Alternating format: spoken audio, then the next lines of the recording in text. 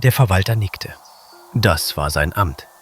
Er nickte, wenn der Graf sprach, und schwieg, wenn der Graf gesagt hatte, was er sagen wollte. Der Graf stand am Fenster, nicht aus Interesse an dem, was draußen war, sondern weil das Stehen am Fenster eine Form des Wartens war, die ihm erlaubte, das Gesicht dem Raum zu entziehen. Er sprach weiter, ohne sich umzudrehen. 3 Meister, 3 Jahre. Kein Latein, keine Rechnung, keine Sprache des Handels und kein Einblick in die Führung eines Hauses. Was der Sohn nach 3 Jahren nach Hause brachte, ließ sich nicht vorzeigen. 3 Meister, 3 Jahre und am Ende das Bellen der Hunde, das Sprechen der Vögel, das Quaken der Frösche. Der Verwalter nickte. Draußen auf dem Hof unter dem alten Nussbaum saß der Sohn. Er saß mit dem Rücken gegen die Rinde, den Kopf leicht zur Seite geneigt, kaum sichtbar dieses Neigen, nur für jemanden, der ihn kannte. Die Hände lagen offen auf den Knien. Er tat nichts, er saß nur. In Zwinger bellten die Hunde. Seit heute Morgen, seit einer Stunde schon, dieses Bellen, das nicht aufhörte. Nicht das aggressive Bellen von Hunden, die Fremde witterten, sondern das andere, das tiefere, das nach innen schlug statt nach außen. Als ob sie etwas sagten und niemand antwortete. Als hätten sie einen Satz angefangen, den sie seit Jahren nicht zu Ende bringen konnten. Der Graf wandte den Blick kurz zum Fenster. Im Hof hob der Sohn den Kopf. Das Bellen veränderte sich. Nicht sofort, aber langsam, über 20 Atemzüge, 30. Es wurde leiser, weniger dringend, als ließe die Starre nach. Als wäre jemand angekommen, der zu spät war, aber doch gekommen. Der Verwalter stand und nickte. Der Graf sah nicht mehr hin. Ihm war es entgangen.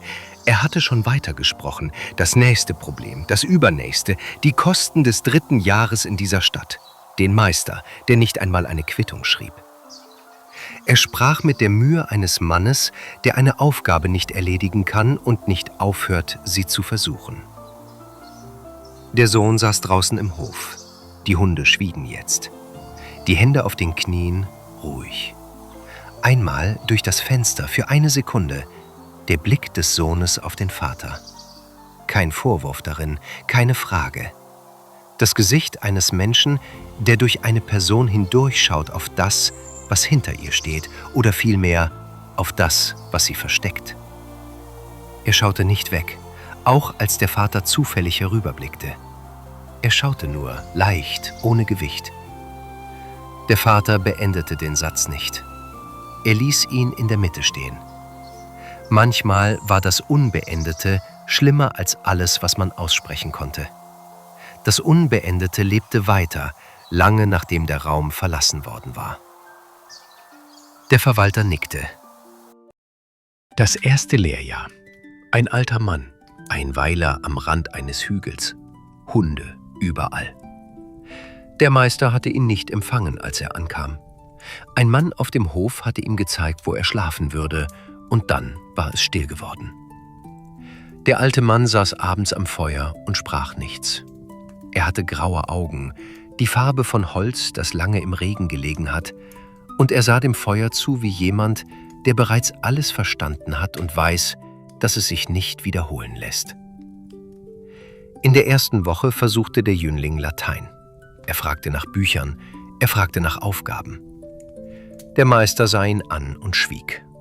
Nicht aus Grausamkeit, aus dem tiefen Gleichmut eines Menschen, dem Fragen längst nicht mehr als Ungeduld vorkamen, sondern als das, was sie waren. Stimmen, die noch nicht wussten, wie sie zuhören sollten. Irgendwann hörte der Jüngling auf zu fragen. Er setzte sich auf den Holzblock am Zwinger. Die Hunde drehten zuerst ab, wenn ein Fremder sich näherte. Dieser Instinkt, älter als jeder Befehl. Aber er blieb. Er setzte sich und wartete. Und das Warten hatte keine Grenze, kein Ziel, nichts, wohin es führen sollte. Er saß so, wie er immer saß, den Kopf leicht zur Seite, die Hände offen. Wie ein Stein am Teich, wie ein Baum, der aufgehört hat, etwas von dem Wald zu wollen, der ihn umgibt. Die Hunde kamen näher. Die Mutter, er dachte an die Mutter in diesen Wochen, an das Fenster ihres Zimmers, das sie immer offen gelassen hatte, auch im Winter, auch wenn es kalt war. Sie hatte hinausgehorcht, nicht auf etwas Bestimmtes. »Hörst du das?« hatte sie manchmal gefragt. Manchmal hatte er es gehört. Das Summen des Gartens, das Knacken der Äste, das Geräusch von Wasser, das weit weg war und trotzdem ankam. Manchmal nicht. Der Vater nie. Hier an Zwinger verstand er das erste Mal, was sie gemeint hatte. Die Hunde um ihn herum, ihr Fell rau unter der Hand, wenn er die Hand ausstreckte und sie zuließen. Der Geruch von altem Tier und Erde, ihr Atem warm gegen sein Bein. Und das Bellen verwandelte sich. Nicht für andere, für ihn. Als würde sich Sprache aus Rauschen formen. Nicht sofort, nicht mit einem Mal, sondern so wie Bedeutung aus einem Wort entsteht, das man zu lange angeschaut hat. Erst Buchstaben, dann Klang, dann Sinn. Das erste Wort war Hunger. Nur das. Ein einziges Wort, das unter allem anderen lag, das er gehört hatte. Es saß in dem Bellen wie ein Kern in einer Frucht. Da gewesen die ganze Zeit, nur nicht erreichbar. Er stand nicht auf. Er blieb und wartete, weil er wusste, ohne es denken zu müssen, dass da noch mehr war. Es dauerte Stunden bis zum nächsten. Kalt. Dann, viel später, als das Feuer im Haus schon längst erloschen war, seit wann? Nicht eine Frage, eine Tatsache. Die Gewohnheit des Wartens, so lang, dass sie aufgehört hatte, Schmerz zu sein und etwas anderes geworden war. Eine Eigenschaft, wie das Gewicht der Knochen. Er saß die ganze Nacht draußen und hörte. Der alte Meister kam irgendwann heraus, noch vor der Dämmerung. Er blieb einen Moment neben dem Jüngling stehen, schaute auf die Hunde, die ruhig lagen. Nichts wurde gesagt. Der Meister ging wieder ins Haus. Über Wochen, mehr. Die Angst, die Einsamkeit, das Warten auf jemanden, der nicht kam. Das Wissen um etwas, das man nicht benennen kann, weil einem die Wörter dafür fehlen. Weil es kein Wörterbuch gibt für das, was nur Tiere wissen. Als der Jüngling einen Monat später aufstand und zum Meister trat und sagte, er glaube, er sei fertig, nickte der alte Mann. Er fragte nicht, was er gelernt hatte. Das hätte bedeutet, er wüsste es nicht selbst. Und er wusste es bereits. Wer so saß, hatte gelernt. Wer so wartete, hatte verstanden, was Warten bedeutet. Der Jüngling ging heim. Er dachte die ganze Reise lang daran, wie er dem Vater erklären würde, was er gelernt hatte. Er fand keine Worte. Das Gelernte ließ sich nicht in die Sprache übersetzen, die der Vater kannte. Das Erste, was er verstand, dass das Hören und das Erklären zwei verschiedene Sprachen waren und dass keine von beiden die andere übersetzen konnte. Die erste Rückkehr. Das Schweigen des Vaters, das lang genug war für einen Beschluss. Die zweite Rückkehr. Das Schweigen des Vaters, das einen anderen Klang hatte. Den Klang von etwas, das sich schließt. Das zweite Lehrjahr war bei einem anderen Meister gewesen, weit im Norden, wo die Wälder aufhörten und die Felder begannen. Sein Meister hatte Vögel, überall Vögel, und der Mann selbst saß so, dass er den Himmel sehen konnte, wenn er am Tisch saß. Der Jüngling hatte das zweite Jahr auf dieselbe Art verbracht. Stillhalten, warten, zuhören, bis die Stimmen ihre Form offenbarten. Die Vögel sprachen anders als die Hunde. Weniger Klage, mehr Richtung. Sie sprachen von dem, was war, und von dem, was kommen würde. Die einfache Sprache von Wesen, die den Überblick hatten und ihn nicht werteten. Das dritte Jahr war bei einem Mann gewesen, der allein am Rand eines großen Sumpfes wohnte. Er schlief viel, sprach fast nie. Es gab kein Lehren, nur das Wasser, die Binsen, die Frösche. Tag und Nacht ihr Quaken, monoton und endlos wie ein Herzschlag, dem man zu lange zugehört hat. Der Jüngling lernte schneller als beim ersten Mal, nicht weil die Frösche leichter zu hören waren, sondern weil das Zuhören in ihm geübt war wie ein Muskel. Die Frösche sprachen anders als die Hunde und die Vögel.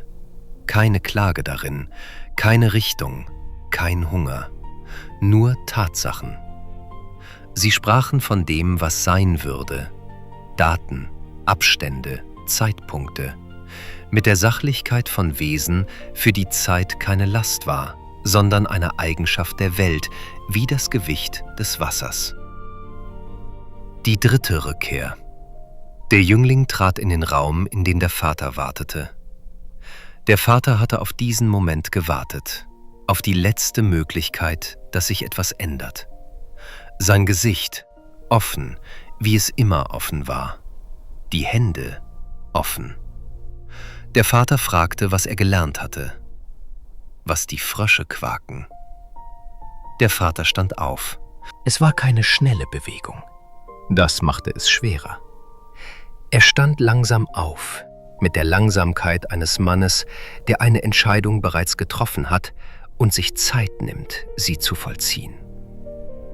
Die Hände schlossen sich kurz, dieser eine Moment, nur dieser, und öffneten sich wieder.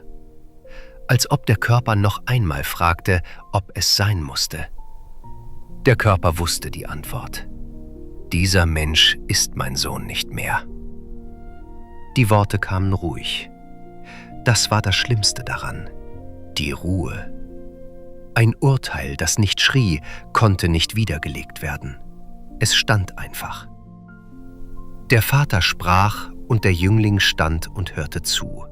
Und hinter den Worten, hinter der Wut, hinter der Erschöpfung, hinter dem Gesicht dieses Mannes, der nicht verstand, was er vor sich hatte, war etwas anderes.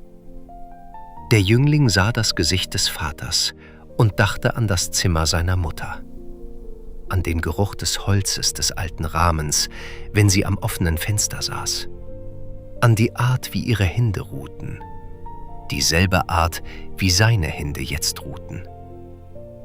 Der Vater sah ihn an, und im Gesicht des Vaters war ein Schmerz, den der Jüngling kannte, den er nur einmal zuvor gesehen hatte. In dem Winter, als die Mutter krank war, in den letzten Wochen, als der Vater jeden Abend an ihrem Bett saß und nicht verstand, was sie ihm sagen wollte. Sie hatte geredet, nicht mit Worten, aber auf ihre Weise. Und der Vater hatte zugehört und nicht gehört. Und die Mutter hatte aufgehört zu reden und war gegangen. Jetzt stand dasselbe Gesicht vor ihm. Er schwieg.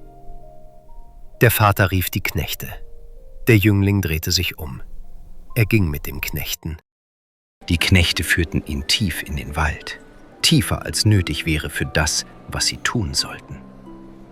Der ältere der beiden, ein Mann mit grauem Haar an den Schläfen und Händen, die für diese Aufgabe zu groß wirkten, sagte kein Wort. Der Jüngere schaute auf den Weg. Sie gingen, und der Wald schloss sich über ihnen zusammen. Und irgendwann hörte man das Schloss nicht mehr. Nur noch Bäume. Bäume, das Knacken von Ästen irgendwo über ihnen, das Rascheln von etwas im Unterholz. Sie blieben stehen. Kein Wind. Das Licht durch die Bäume dünn und schräg. Das Licht eines Nachmittags, der noch länger dauern würde, als man dachte. Die Vögel schwiegen. Oder nein, sie schwiegen nicht, aber ihre Stimmen kamen von weit oben, von weit weg, als wären sie nicht Teil dieser Szene. Der Jüngling stand. Er stand mit der Ruhe, die dem älteren Knecht in den letzten Jahren aufgefallen war. Diese Stille in dem Jungen, die nicht Gleichgültigkeit war und nicht Dummheit, etwas anderes, das er nicht benennen konnte. Er stand und wartete, fast geduldig, wie jemand, der gelernt hat, Momente abzuwarten, weil er weiß, dass sie ihren eigenen Verlauf haben. Der ältere Knecht legte die Hand an das Messer, ließ sie wieder sinken. Im Gesicht des Jünglings war keine Angst. Das war das, was ihn aufhielt. Nicht Mitleid, nicht Schwäche. Das Gesicht war falsch. Das war nicht das Gesicht eines Mannes, dem etwas genommen werden sollte. Das war das Gesicht von jemandem, der bereits irgendwo weiter war. Wie jemand, dem das hier, dieser Wald, dieser Moment, diese Knechte, nicht das Ende war. Wie jemand, der wusste, wohin er nach diesem Wald gehen würde. Die Knechte sahen einander an. Dann, aus dem Unterholz, ohne Ankündigung, als wäre es kein Zufall und als wäre es nichts anderes, ein Reh. Es trat auf den Weg, blieb stehen, schaute kurz, die Augen klar und dunkel, dann wieder ruhig, als wäre der Wald kein gefährlicher Ort. Der ältere Knecht dachte nicht nach. Er dachte nur, dass der Befehl lautete, das Leben nehmen und dass ein Reh auch ein Leben hatte. Der Jüngling setzte sich in Bewegung. Keiner hielt ihn auf. Als der ältere Knecht kurz aufschaute, war der Jüngling schon halb im Dunkel, schon halb weg, schon beinahe nicht mehr zu sehen zwischen den Bäumen, eine schmale Gestalt, die den Wald kannte oder so tat, als ob, die weiterging, ohne zu zögern. Er rief ihm nichts nach. Was hätte er rufen sollen? Auf dem Rückweg schwiegen die Knechte. Die Burg lag auf einem Hügel über einem Tal, das schon im frühen Abend im Schatten lag. Der Jüngling traf am Nachmittag ein, staubig und ohne alles außer dem, was er bei sich hatte. Das Wissen um 3 Sprachen und die Fähigkeit zu warten. Der Burgherr empfing ihn mit dem müden Respekt eines Mannes, der viele Fremde gesehen hat und von keinem mehr überrascht werden konnte. Er warnte ihn ehrlich. Er übertrieb nicht, aber er unterschlug auch nichts. Der Turm, sagte er, war seit Jahren ein Ort, den die Gegend mied. Die Hunde darin, niemand wusste, woher sie kamen, niemand wusste, warum sie nicht aufhörten. Tag und Nacht das Bellen, dieses zermürbende, anhaltende Bellen, das einen nicht schlafen ließ und das Vieh unruhig machte und den Leuten das Gefühl gab, als wäre etwas im Haus vergessen worden, das man nicht benennen konnte. Ein alter Fluch, sagten die einen, ein natürlicher Wahnsinn der Tiere, sagten die anderen. Keiner von beiden hatte recht. Männer waren hinabgestiegen, Männer waren nicht zurückgekommen. Er sagte das ohne Drama, eine Tatsache. Der Jüngling bat, dort übernachten zu dürfen. Der Burgherr sah ihn lange an. In seinem Blick war keine Hoffnung. Er hatte aufgehört zu hoffen nach dem ersten Jahr, nach dem zweiten, nach dem Sohn, den er verloren hatte in diesem Turm vor vielen Jahren. Einen Jungen, der mutig gewesen war, mehr Mut als Verstand. Er hatte Fremde kommen lassen, weil die Erschöpfung größer war als die Angst, noch einen zu verlieren. Er ließ ihn hinab, und als er ihn gehen sah, sagte er sich nicht, diesmal wird es gut. Er sagte sich gar nichts. Er sah weg. Die Tür zum Turm, schwer, das Holz feucht vom Keller. Dahinter Dunkelheit und Lärm. Das Bellen traf ihn körperlich, als er eintrat. Nicht das Bellen von Hunden, die angriffen. Das Bellen von Hunden, die seit Jahren redeten und die niemand gehört hatte.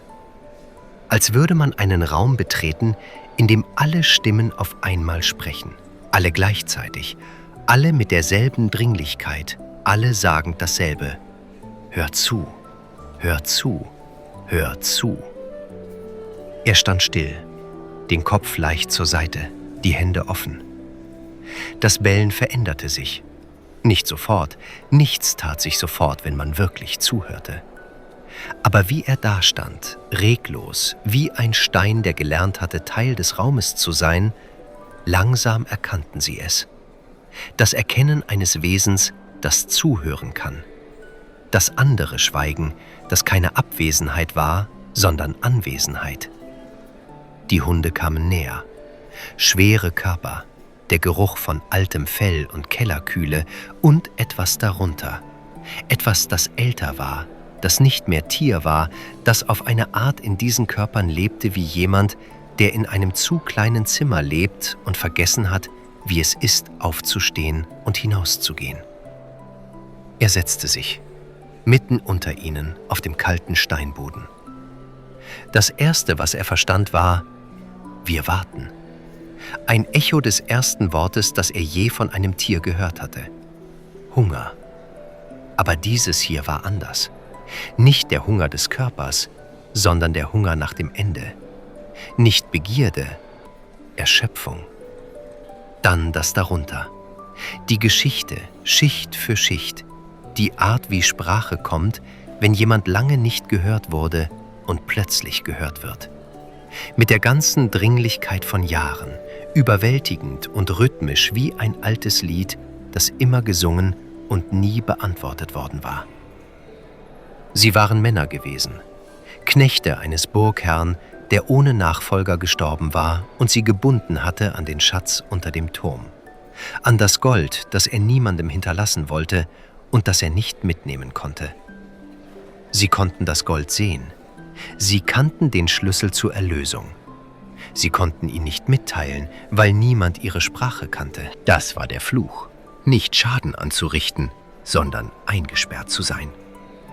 Das Bellen war kein Angriff. Es war das Einzige, was ihnen geblieben war. Lärm, weil das Schweigen das Ende gewesen wäre. Dann mehr. Die Namen, die sie nicht mehr hatten. Die Gesichter, die verblasst waren. Der Geruch von Brot, den einer von ihnen nicht vergessen hatte, obwohl er seit Jahrzehnten nichts aß. Die Erinnerung an einen Morgen im Sommer, jung noch, vor allem bevor der alte Herr sie gerufen hatte. Ein Morgen so gewöhnlich, dass er ihn nie wertgeschätzt hatte, bis er das Einzige war, das geblieben war. Er hörte zu. Er hörte zu, während die Nacht tiefer wurde und kälter, während das Licht durch die Ritzen des Turms verschwand und nichts mehr übrig war als Dunkelheit und die warmen Körper der Hunde um ihn herum und ihre Stimmen. Er schlief nicht. Es gab noch mehr zu hören, immer noch mehr. Die Hunde um ihn herum schliefen irgendwann, einer nach dem anderen, schwer und ruhig. Die Ruhe von Wesen, die endlich gehört worden sind. Er blieb wach. Ihre Atemzüge um ihn herum wie ein Rhythmus, wie ein Herzschlag, das gleichmäßige Atmen von vielen Körpern in einer Kammer, warm trotz des Steins. Draußen wurde es hell. Die Hunde lagen ruhig um ihn herum, ihr Atem tief und gleichmäßig, ihre Körper warm gegen ihn gepresst. Er stand auf, langsam, um keinen zu wecken. Er kannte jetzt alles, was er wissen musste. Der Burgherr wartete im Hof. Er hatte die Nacht nicht geschlafen. Er stand am Tor des Turms, als der Jüngling heraustrat, und sein Gesicht trug die Erwartung eines Mannes, der schon zu viele Male enttäuscht worden war. Eine Erwartung, die sich selbst nicht mehr glaubte, aber noch aufrecht stand, weil es nicht an der Zeit war zu sitzen. Der Jüngling erklärte, was er gehört hatte, die Geschichte, der Schatz, wie er gehoben werden musste. Er sagte es nüchtern, ohne Staunen über das, was er getan hatte, ohne Stolz über das, was er wusste. Wie man einem Mann etwas erklärt, das wichtig ist und keine Verzierung braucht. Der Burgherr schwieg einen Moment. Dann: Geh. Der Jüngling stieg wieder hinab. Er tat, was zu tun war, und er tat es, weil er wusste wie, nicht weil es leicht war. Der Schacht unter dem Turm, eng, feucht, das Licht von einer einzigen Kerze. Die Truhe am Ende der Treppe, schwer, das Holz nach Jahrzehnten in der Erde dunkel geworden. Er brachte sie herauf. Das Gold darin ruhig, das Licht des frühen Morgens darin wie in stehendem Wasser. Er legte keine Hand an das Gold. Er hatte keine Verwendung dafür.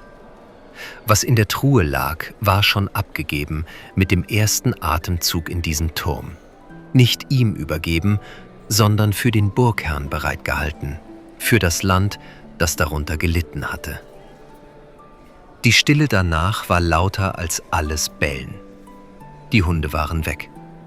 Nicht dramatisch verschwunden, einfach nicht mehr da. Kein Moment des Verschwindens, kein Knall, kein Licht. Nur das Bellen, das so viele Jahre gedauert hatte, war nicht mehr. Die Stille, die es hinterließ, war die Stille eines Raumes nach einem Gespräch, das endlich geführt worden ist. Die Erschöpfung von etwas, das aufgehört hat zu warten. Der Burgherr stand und schaute auf den leeren Turm, auf den Jüngling, auf die Truhe. In seinen Augen war kein Triumph, keine Erleichterung. Etwas komplizierter. Der Schmerz eines Mannes, dem etwas zurückgegeben wird, das er verloren geglaubt hat. Und der merkt, dass es nicht das Gleiche ist wie das, was er verloren hatte. Der Sohn kam nicht zurück, nur weil das Bellen aufgehört hatte. Er bot ihm an: »Ich nehme dich wie einen Sohn an.« Der Jüngling dankte ihm. Einfach, aufrichtig. Er schlug den Titel nicht aus. Aber er ging. Die Straße führte südwärts. Warum südwärts, wusste er nicht. Er wusste nur, dass das Stehen das Falsche wäre. Der Burgherr stand am Tor und schaute ihm nach. Länger als nötig, länger als gut für ihn war. Als der Jüngling um die Biegung war und nicht mehr zu sehen, wandte der Burgherr sich ab. Die Stille des Turms folgte ihm ins Haus. Die Straße nach Süden führte durch Hügel und durch Täler, durch Dörfer, in denen er unbekannt war und blieb, durch Landschaften, die keine Geschichten hatten, die er kannte. Wohin er wollte, wusste er nicht. Er wusste nur die Richtung. Der Herbst lag über den Wiesen, das Gras gelb, die Morgen kalt, die Abende kurz. Er ging, und das Gehen war kein Suchen, es war ein Folgen. Als würde die Richtung sich vor ihm auftun, nicht durch Entscheidung, sondern durch das Aufmerksamsbleiben.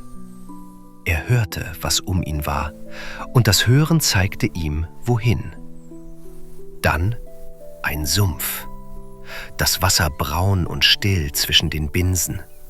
Der Geruch von tiefer Erde und stehendem Wasser. Das Licht des späten Nachmittags flach auf der Oberfläche. Überall Frösche. Ihr Quaken von allen Seiten, monoton und endlos. Das Geräusch eines Ortes, der sich selbst hört und keine Antwort braucht. Nicht schön, nicht unschön, einfach da. Er blieb stehen. Er horchte, nicht mit Absicht, nicht als Entscheidung, sondern weil er immer horchte, weil das Nichthorchen ihm in 3 Jahren fremd geworden war. Und weil er horchte, hörte er: Du wirst nach Rom kommen, du wirst der heilige Papst werden.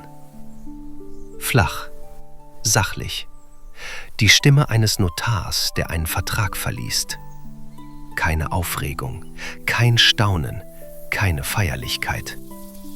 Als sagten sie: Morgen regnet es, als wäre das, was sie sagten, eine Tatsache wie die Länge des Tages, wie das Gewicht des Wassers. Eine Eigenschaft der Welt, keine Botschaft. Er stand sehr lange. Das Erschreckende war nicht der Inhalt. Er verstand, was die Worte bedeuteten. Das Papstamt war das Höchste, was einem Menschen passieren konnte. In der Welt, die er kannte, in der Welt seines Vaters, wäre das das Ende jedes Gespräches gewesen. Der Beweis. Die Antwort auf 3 Jahre verlorene Zeit. Aber er stand an diesem Sumpf und die Frösche quakten weiter. Nach der Prophezeiung genauso wie davor. Ohne Pause. Ohne Feierlichkeit. Und was ihn traf, war nicht die Größe des Angekündigten. Es war das Ende von dem, was er geworden war. Er setzte sich an den Rand des Sumpfes. Das Gras dort feucht und kalt. Das Wasser einen halben Schritt entfernt. Die Frösche um ihn herum in ihrer vollständigen Gleichgültigkeit. Er saß und ließ die Worte ankommen. Heiliger Papst. Die Worte passten nicht zu ihm, zu keiner Vorstellung, die er von sich hatte. Er war jemand, der zuhörte, der in Wäldern saß und wartete, bis die Tiere nicht mehr abdrehen, der eine Nacht lang auf kaltem Steinboden verbrachte, weil es noch mehr zu hören gab, der Wege kannte, weil die Richtung ihm kam, wenn er lange genug schwieg. Das Papstamt war ein Palast, eine Stadt von Stimmen, von Gesichtern, von Blicken auf ihn gerichtet. Das Ende der Wege durch Wälder, der Nächte in Türmen, der Stille, die er nicht Einsamkeit nannte, weil sie keine war, weil sie voller Stimmen war, die niemand sonst hörte. Er würde Ja sagen. Er wusste das. Das war das Traurige. Nicht das Ant, nicht die Würde oder die Last davon, die Unausweichlichkeit. Er würde Ja sagen, und er wusste es, und das Wissen kam nicht aus Berechnung oder Gehorsam. Es kam aus demselben Ort, aus dem das Horchen kam. Das Horchen hatte ihn hierher geführt. Es würde ihn weiterführen. Er dachte an die Tauben, die er noch nicht gesehen hatte, die er aber ahnte. Sie würden das Letzte sein, was die Welt der Tiere ihm gab. Und dann? Er stand auf. Die Frösche quakten hinter ihm. Er drehte sich nicht um. Rom war laut. Er hatte Städte gekannt. Städte, die größer waren als das Dorf seines Vaters. Städte mit Märkten und Kirchen und dem Geruch von zu vielen Menschen auf zu wenig Raum. Aber das hier war anders. Eine Stadt in Aufruhr. Eine Stadt, die ihr Zentrum verloren hatte und sich drehte ohne Achse. Glocken überall, nicht im Rhythmus, mehrere auf einmal, verschiedene Kirchen, verschiedene Zeiten, eilende Boten, Trauerzüge, die den Plätzen auswichen, Trauernde, die standen und warteten, ohne zu wissen, worauf. Der Papst war gestorben. Er wusste das bereits. Die Frösche hatten es ihm gesagt. Nein, sie hatten es nicht gesagt, nicht direkt. Aber die Prophezeiung hatte die Voraussetzung enthalten und er hatte die Voraussetzung verstanden, lange bevor er die Stadt sah. Er trat durch das Stadttor. Ein Fremder, unbekannt, ohne Namen, ohne Titel, ohne irgendetwas, das ihn zu einem Mann machte, den man erkannte. Er ging durch die Straßen mit der ruhigen Gleichgültigkeit eines Mannes, der einen langen Weg gegangen ist und angekommen ist und weiß, dass er angekommen ist, noch ohne zu wissen, wozu. Die Kirche war groß, die Tür offen. Er trat ein. Im Inneren das Licht von Kerzen, das Murmeln von wenigen Betern, die Kühle des Steins nach der Hitze der Straßen. Hoch oben das Rauschen von etwas, das keine Kerze und kein Körper war. Das Rauschen von vielen Gebeten, die in den Wänden steckten, von vielen Jahren, von allem, was in diesem Raum gedacht und nicht gesagt worden war. Er setzte sich in eine Bank. Er betete nicht. Er saß. Er horchte in die Kirche hinein, wie seine Mutter einmal in den Garten hineingehorcht hatte. Nicht auf etwas Bestimmtes, einfach hin. Irgendwo hinter einer Tür die Stimmen der Kardinäle. Formelle Sätze, die Struktur von langen Beratungen. Die Erschöpfung von Männern, die seit Tagen redeten und keine Antwort fanden. Er verstand nicht, was sie sagten, aber er verstand den Klang, das Suchen. Das dringende, höfliche, ratlose Suchen von Menschen, die Macht haben und nicht wissen, wofür sie einsetzen sollen, wenn der sie geleitet hatte, weg ist. Die Kardinäle sprachen in Strukturen. Man beschloss. Man kam überein. Das Ich das sich versteckte hinter der Institution. Die Erschöpfung verkleidet als Würde. Sein Blick blieb auf dem Licht, das durch das hohe Fenster fiel. Dann Stille hinter der Tür. Ein Beschluss. Die Tür öffnete sich. Sie kamen aus dem Nichts.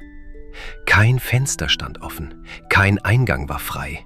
Niemand hatte sie kommen gesehen. Sie saßen plötzlich auf seinen Schultern, beide gleichzeitig, als wäre das die selbstverständlichste Sache. Ihr Gewicht leicht, ihr Gefieder warm gegen seinen Hals. Alle in der Kirche, die beteten, hörten auf zu beten. Die Kardinäle in der Tür erstarrten. Niemand sprach. Die Tauben saßen und bewegten sich nicht. 2 weiße Tauben auf den Schultern eines Fremden, der in einer leeren Bank saß und nichts wollte. Der Jüngling schaute nicht in die Runde.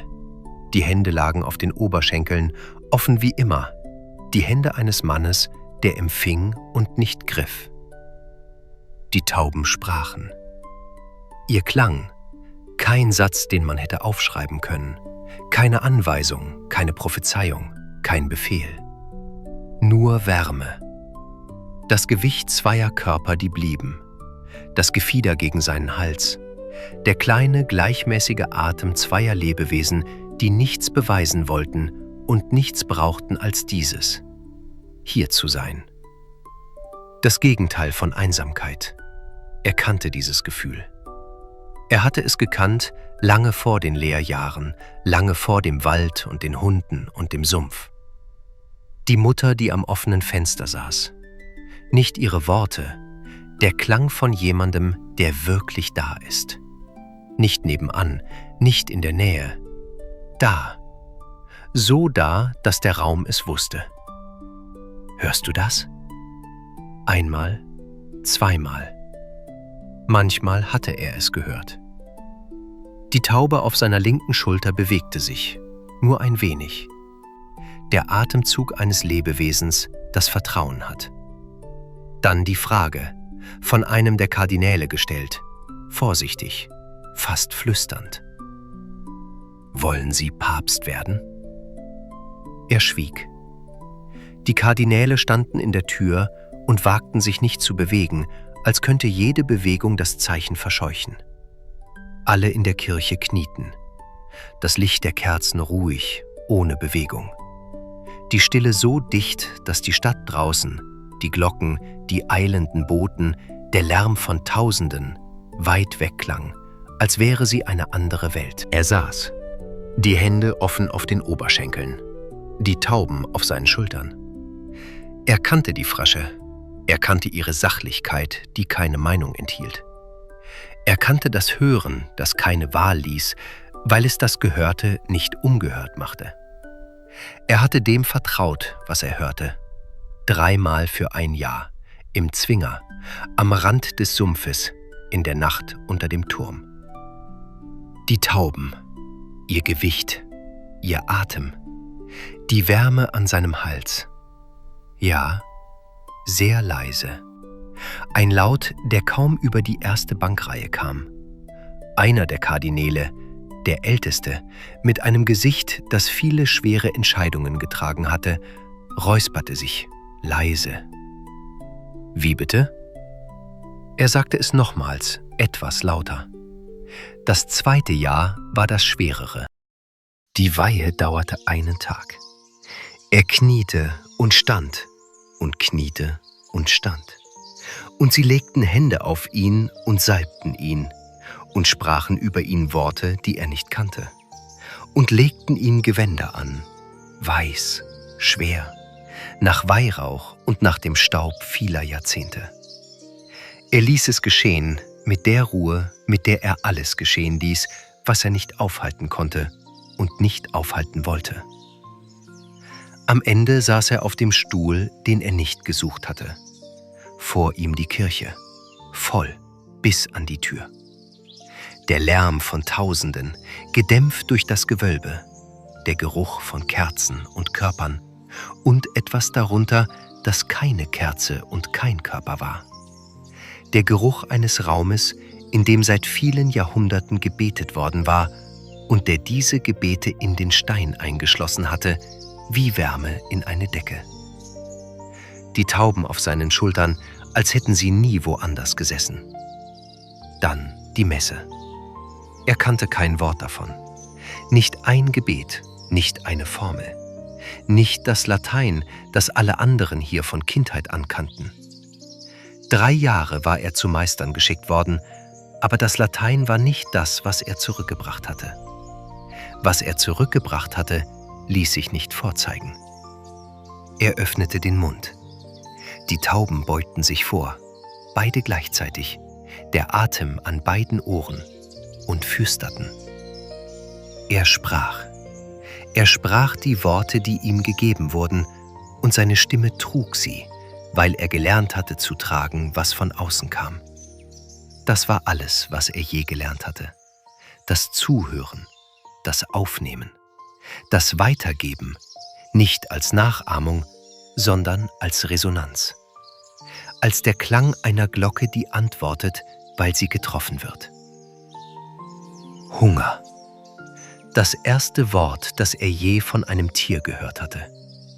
Eine Nacht, viele Jahre zurück, in einem Weiler am Rande eines Hügels, auf Holz sitzend, wartend, bis die Sprache aus dem Rauschen wurde. Ein einziges Wort, das unter allem anderen lag. Das hier war nicht so anders.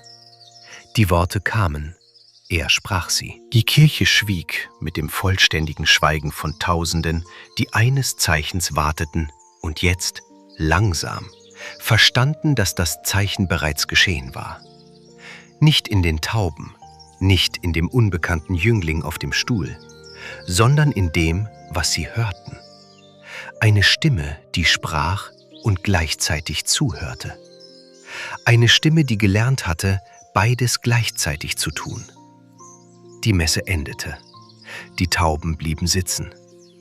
Irgendwo, weit weg in der Schweiz, in einem Haus auf einem Hügel über einem Tal, saß ein alter Graf und wusste nicht, was er verworfen hatte.